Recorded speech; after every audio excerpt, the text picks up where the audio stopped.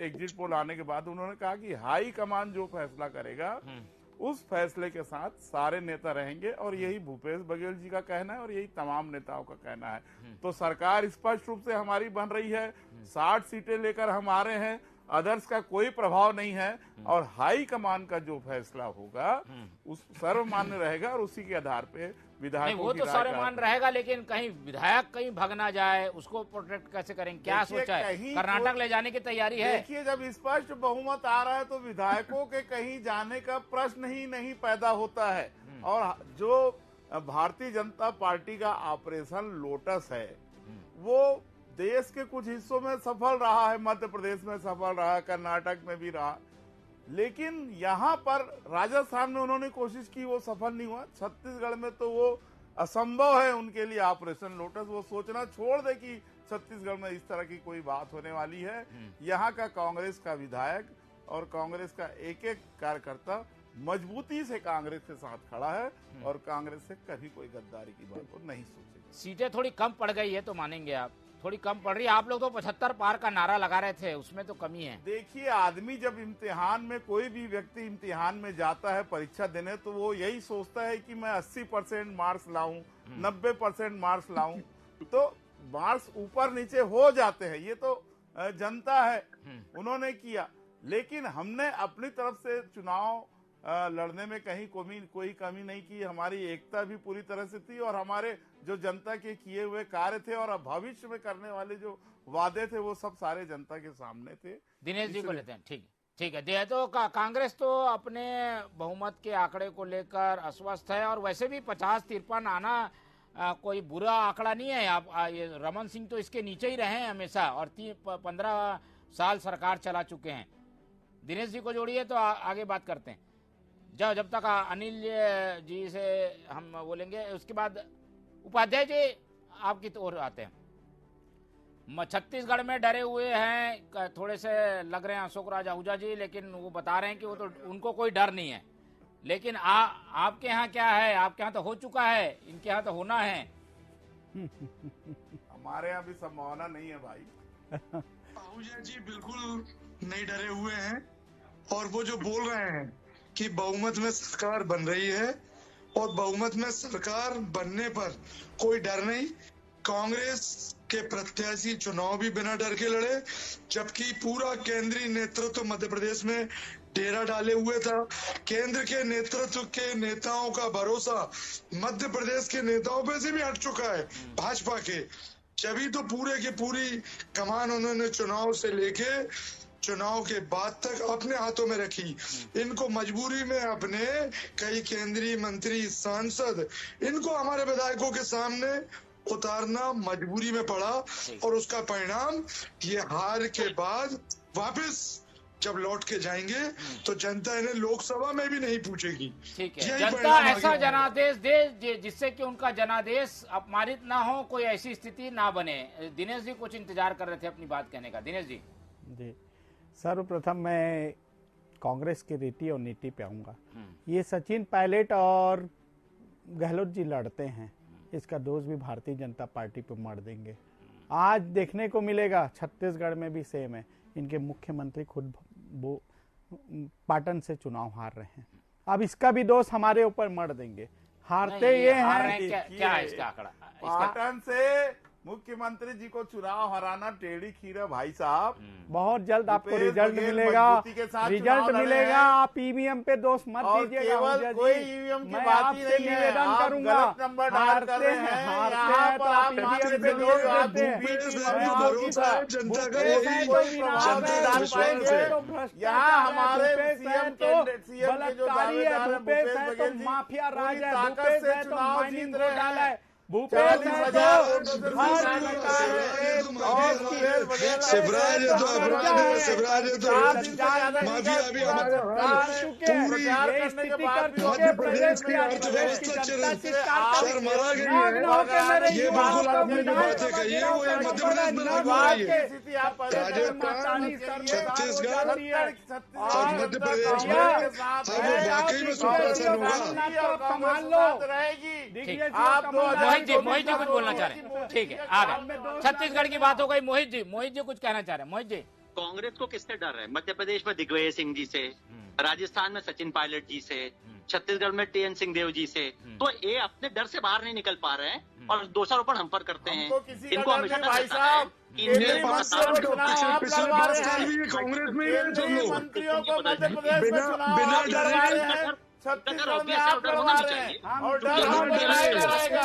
क्या आप सांसदों को चुनाव लड़वा रहे हैं और हम सरकार भी बनाते हैं। मध्य प्रदेश में तो 3 गुट हैं। हमें बता दें डरना लाजमी है कांग्रेसियों का। मैं क्या आपका समर्थन करता हूँ क्योंकि पक्का कांग्रेसी इस बार भाजपा को वोट दिया है, ये मैं प्रमाणित कर सकता हूँ। पक्के कांग्रेसी ने इस बार क्यों देगा भाई? आपको वोट देने का क्या वजह है? क्योंकि इनकी कुसंगतियां हैं। एक कार्यकर्ता का काम नहीं हुआ, एक जनता का काम नहीं हुआ। हमारी पार्टी एकजुट है, ये अपनी चिंता करें और वो भी सार्वजनिक तौर पर दिखता है।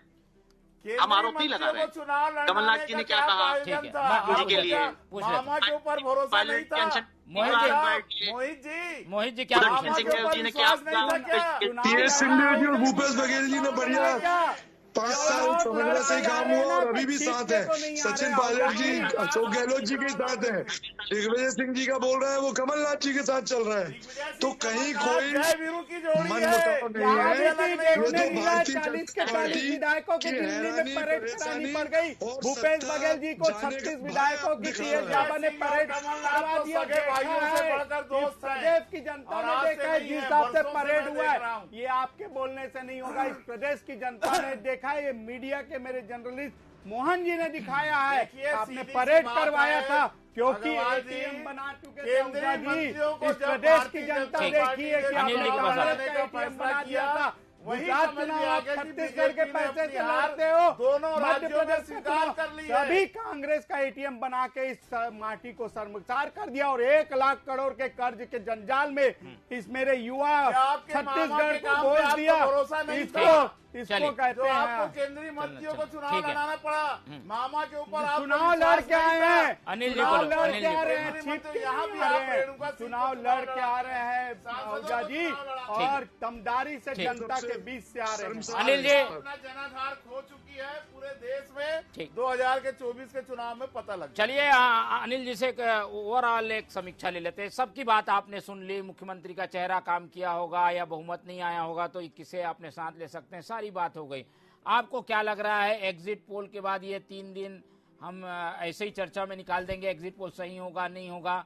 एग्जिट पोल के आंकड़े में कुछ तो बदलाव हो ताकि पूर्ण बहुमत की सरकार हमें तीनों जगह देखने को मिले। राजस्थान में भी वही आंकड़े दिखा रहे हैं, मध्य प्रदेश में भी उसी तरीके के टसल के आंकड़े और छत्तीसगढ़ में भी। इन तीनों प्रदेशों में क्या स्थिति आपको नजर आती है इन आंकड़ों को अगर किनारे रखें तो?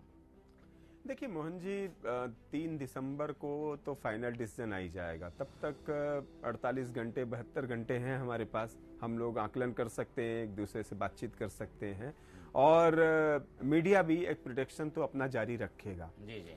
देखिए, जहां तक मैं सभी बंधुओं की बात सुन रहा था, उपाध्याय जी का मध्य प्रदेश से सुन रहा था, मोहित जी का भी सुन रहा था मध्य प्रदेश से, इधर छत्तीसगढ़ में भी हमारे दोनों साथी बैठे हुए हैं, इनकी बातों को भी सुन रहा था।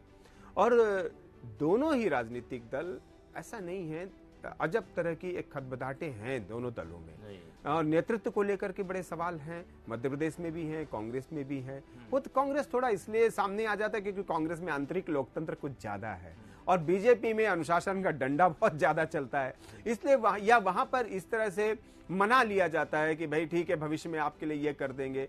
बीजेपी की एक बात जरूर है कि बीजेपी राजनीतिक ईमानदारी दिखाने में आगे है। आप देखिए, चाहे कांग्रेस के नेताओं को लेकर के आई हो पार्टी में, चाहे अपने ही पार्टी के विद्रोहियों को मनाने की बात हो, जो प्रॉमिस बीजेपी ने कर दिया वो उसको फुलफिल करती है। उत्तर प्रदेश में आप देखिए, कांग्रेस के बड़े बड़े धुरंधरों को बीजेपी ले आई अपनी पार्टी में, उनको टिकट दी और उनमें से 2 या 3 को तो मंत्री भी बना दिया उसने, क्योंकि वादा किया था। इसी तरह मध्य प्रदेश में भी आप देखिए कि ज्योतिरादित्य सिंधिया को कांग्रेस से लेकर के आई बीजेपी और आज वो मुख्यमंत्री पद तक के दावेदार हैं। उनके लोगों को मंत्री बनाया, उनके लोगों को टिकट दी गई और आज ज्योतिरादित्य सिंधिया भी बीजेपी के अंदर बहुत हस्तक्षेप कर रहे हैं। तो बीजेपी कम से कम राजनीतिक ईमानदारी दिखाने के मामले में थोड़ा आगे है और इसलिए कांग्रेस से जो विद्रोही हैं उनका भरोसा थोड़ा बीजेपी के प्रति बढ़ जाता है कि जिंदगी भर कांग्रेस में तो कुछ नहीं मिल पाया, कम से कम बीजेपी में चलते चलते कुछ तो ले लिया जाए।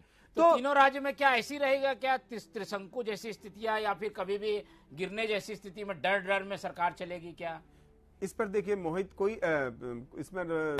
मोहन कोई बहुत दावा नहीं किया जा सकता। मैं तो पहले ही चूंकि विश्लेषक रहा हूं, मैं भी सैंपलिंग करने वाला व्यक्ति हूं कहीं न कहीं, तो मैं ये जानता हूं कि 60% ही 70% ही ठीक होते हैं। कई बार ऐसे रिजल्ट आप पिछली बार देखा हमने कि सारे के सारे चैनल बीजेपी की सरकार बनवा रहे थे, पूर्ण बहुमत के साथ बनवा रहे थे, लेकिन एक छोटा सा चैनल जो पूरे देश में देखा भी नहीं जाता है, उसने ये दावा किया था कि कांग्रेस जो है 60 से 65 सीटें लेकर के आएगी, और फिर अंततः वो दावा साबित हुआ। तो होता यह है कि एग्जिट पोल कभी कभी फेल होते हैं, बुरी तरह फेल हो जाते हैं, और कभी कभी बिल्कुल सही भी सामने आ जाते हैं। डिपेंड करता है कि आपने सैंपलिंग कितनी की है, डिपेंड करता है कि आपने ओवर इंटरव्यू कितने किए हैं, मतदाताओं से कितनी सारा बातचीत की है, और इसमें जो राजनीतिक आंकड़े थे पिछले चुनावों के, खासकर छत्तीसगढ़ में मान लीजिए 4 विधानसभा चुनाव हुए इसके पहले, तो उनके आंकड़ों को आप कितने अच्छे से समझ पाते हैं। जैसे मैं आपके दर्शकों को एक आंकड़ा देता हूं कि 2018 तक जो चुनाव हुए वो ऐसा साबित हुआ कि छत्तीसगढ़ कांग्रेस बेल्ट स्टेट है। कैसे? बीजेपी छत्तीसगढ़ में सबसे लोएस्ट सीटें गई है 14, कांग्रेस सबसे लोएस्ट आई थी 34 सीट, यानी 20 सीटों का अंतर लोएस्ट में भी है। हाईएस्ट में आप देख लीजिए कि कांग्रेस गई है 72 सीट और बीजेपी गई थी 52 सीट, तो हाईएस्ट में भी 20 सीट कांग्रेस आगे है। तो ऐसे में मैं ये साबित कर सकता हूं कि छत्तीसगढ़ जो है कांग्रेसी मानसिकता वाला राज्य है, यहाँ उनके मतदाताओं की ज्यादा बाहुलता है और उसी का फायदा कांग्रेस उठा करके ले जाती है। चलिए दिनेश जी, ऐसे में तो आप लोग पीछे हैं, ये छत्तीसगढ़ जो है कांग्रेस मानसिकता वाला राज्य है। देखिए 15 साल ऐसी भारतीय जनता पार्टी ने राज नहीं किया, और आप देखेंगे, मैं फिर दावा कर रहा हूँ आपके चैनल से बैठ के, 3 तारीख का समय बहुत ही समीप है। आप देखेंगे हम तीनों राज्यों को बताइए, 5 राज्य में सरकार बनाएंगे। आप 3 राज्य की बात कर रहे हैं मोहन जी, और देखेंगे आप कि छत्तीसगढ़ और मध्य प्रदेश और राजस्थान के रिजल्ट बहुत चौंकाने वाले होंगे। यहाँ कांग्रेस मुक्त प्रदेश बनने वाला है। बीजेपी चौंकाने के मूड में है। अशोक राजा हुजा जी, टिप्पणी आखिरी जल्दी राज किए हैं 15 साल हमारे कांग्रेस के कुछ नेताओं ने भीतर से इनको मदद की थी, और जब 18 में दूसरों की मदद से बनते रहे, जब उनके ऊपर 18 में कार्रवाई हो गई तो इनका दावा नहीं चला। इस बार मैं आहूजा जी को बता रहा हूँ ना, मैं झूठ नहीं बोल रहा हूँ। आहूजा जी मेरी बात को बोल दिए, पूरे कांग्रेसी हमको वोट दे दिए, इसलिए मैं बोल रहा हूँ ईवीएम पे मत रोइएगा। आप ही की बात बता रहा हूँ, पूरे कांग्रेस के कार्यकर्ता हमको वोट दे दिए। छत्तीसगढ़ की बात हो गई। मोहित जी, मध्य प्रदेश की बात बता दीजिए, ओवरऑल एक टिप्पणी कर दीजिए पार्टी की ओर से। हम 135 से 140 सीटों के साथ सरकार बनाने जा रहे हैं, और इसमें कोई संशय नहीं है। और आप एग्जिट पोल के हिसाब से भी जाएं तो हमारी सरकार बन रही है, बट एग्जिट पोल में जैसा कि जो विशेषज्ञ उन्होंने भी बताया कि 20-30% का स्कोप उसमें रहता है, जो कि बहुत बड़ा मार्जिन है। 1% में भी बहुत बड़ा फर्क पड़ जाता है। और हमारे पास तो जो हमने 18.5 साल काम किया है और जो हमारा संगठन है, उसकी जितनी पुख्ता तैयारी होती है, कांग्रेस सपने में भी नहीं सोच सकती उसके बारे में। कांग्रेस का संगठन प्रदेश में नहीं, देश के स्तर पर शून्य है। मीटिंग रैली करना, लोगों को बुला लेना, उससे संगठन नहीं चलता। ये सिर्फ दिखावा होता है। संगठन दिखाया जाता है चुनाव के जनता करती है, और वो चुनाव के समय आपने पोलिंग के दिन भी देखा होगा कि किस तैयारी के साथ हम लोगों ने पोलिंग के दिन अपना जो हमारी ड्यूटीज थी उसको अंजाम दिया, और उसका रिजल्ट आपको सीटों की संख्या में परिवर्तित होकर दिखेगा। और तीनों राज्यों में हमारी सरकार बनने जा रही है, खासकर मध्य प्रदेश और राजस्थान में तो बड़े बहुमत के साथ बनने जा रही है। छत्तीसगढ़ में भी हम सरकार बनाने जा रहे हैं। छत्तीसगढ़ में बनाने जा रहे हैं। चलिए उपाध्याय जी, आपका क्या, आपके बाजू दोनों पड़े हसीन सपना रहेगा। चलिए उपाध्याय जी बता रहे हैं, उपाध्याय जी दे रहे हैं। मोहित जी मुंगेरी लाल का मध्य प्रदेश, राजस्थान और छत्तीसगढ़ तीनों राज्यों में कांग्रेस सरकार बनाएगी, और तीनों राज्यों में कांग्रेस 3 तारीख को अपने सरकार के बहुमत का आंकड़ा पार करते हुए इस समय आपके पक्ष को सभी आप साथियों के टीवी चैनलों पर इस समय आ जाएगा। ये बिल्कुल हम आपको विश्वास दिलाते हैं। जनता का विश्वास हमारे साथ है।